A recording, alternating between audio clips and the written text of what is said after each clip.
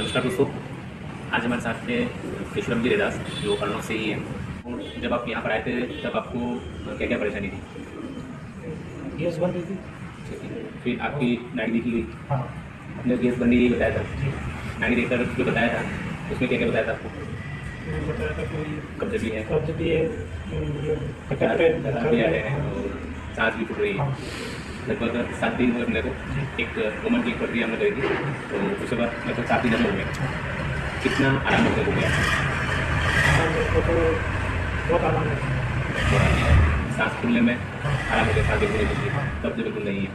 और जो चर्बी का कारण की जो भी लगभग 80% तक कम होगी। हमारे सामने है कि सिर्फ एक विजिट आपने करी, एक बार में ही जो आपके साथ वर्किंग हुई, और 7 दिन में जब आप आ रहे हैं तो लगभग हर चीज़ में हमको आराम है। यही प्रमाण है